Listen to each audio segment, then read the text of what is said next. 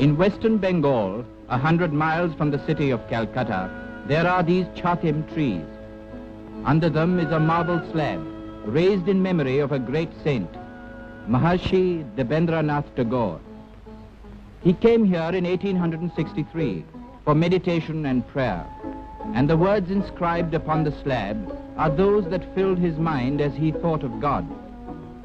He is the repose of my life, the joy of my heart, the peace of my spirit. Maharshi's youngest son was Rabindranath Tagore, honored by the world not only as India's greatest poet of this age, but also for his guiding influence on the cultural renaissance of his motherland.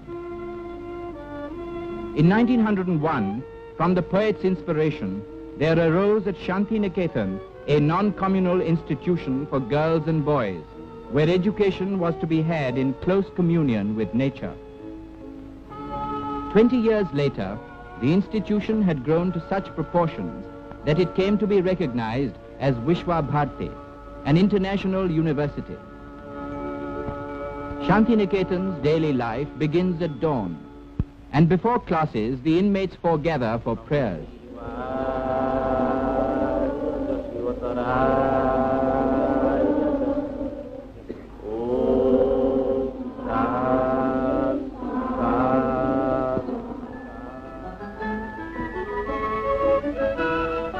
Classes, which begin at 7, are for the most part conducted out of doors.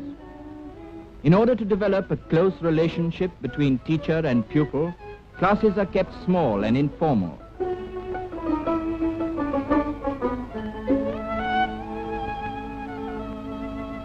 Life here is simple, for it follows the ancient Indian tradition of education, adapted to modern conditions.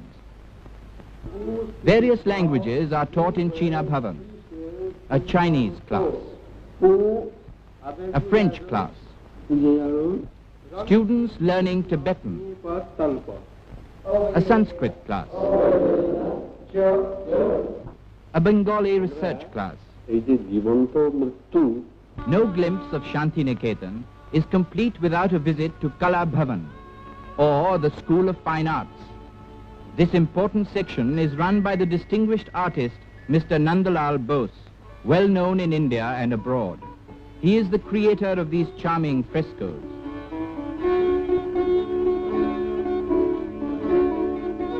The variety of the arts in Kala Bhavan is remarkable. Here are the students engaged in batik work, the form of textile printing made famous by the people of Java. In the modeling class, one has positive proof of student ability.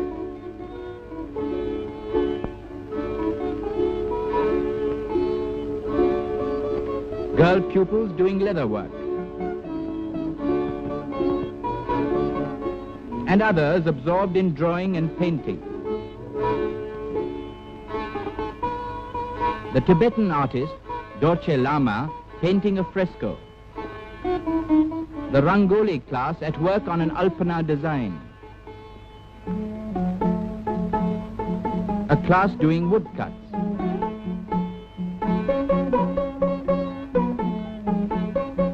Another embroidery. A weaving class.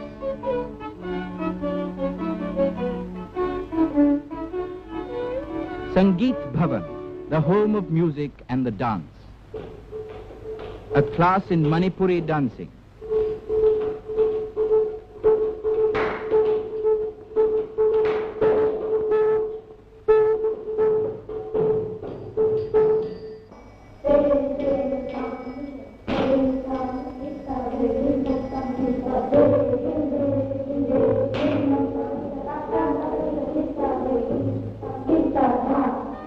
O'clock is bath time for the youngsters.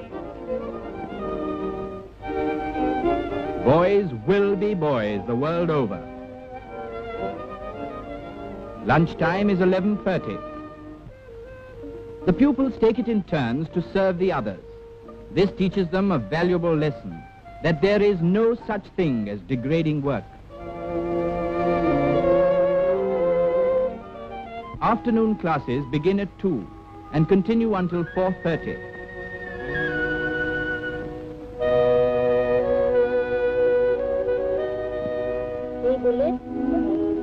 It's never too young to learn kindness to animals.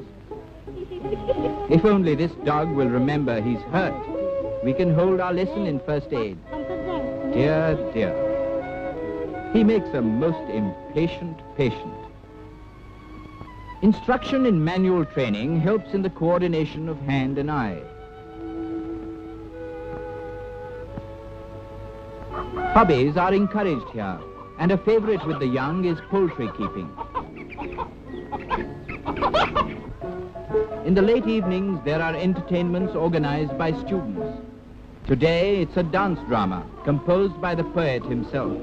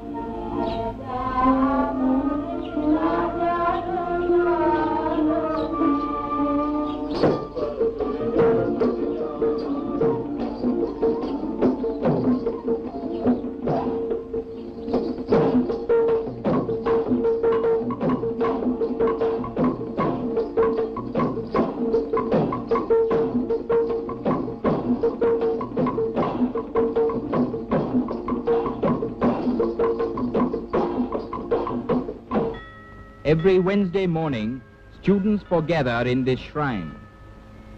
God is worshipped here in all his glory, without need of image or altar. The advent of the seasons is celebrated with songs. Tonight they welcome spring.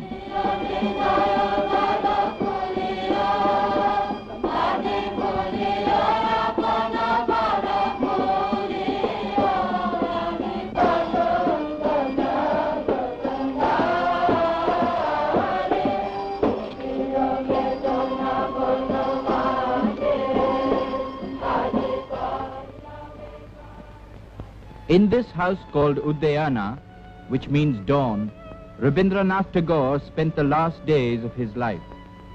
Poet and patriot of India, Tagore was known to his countrymen as Gurudev, or Master. In 1913, he received the Nobel Prize for his immortal classic, Gitanjali. Although Gurudev is with us no more in person, his spirit endures in Santiniketan, and his aims are still observed by his devoted disciples. May their work and ideals prosper.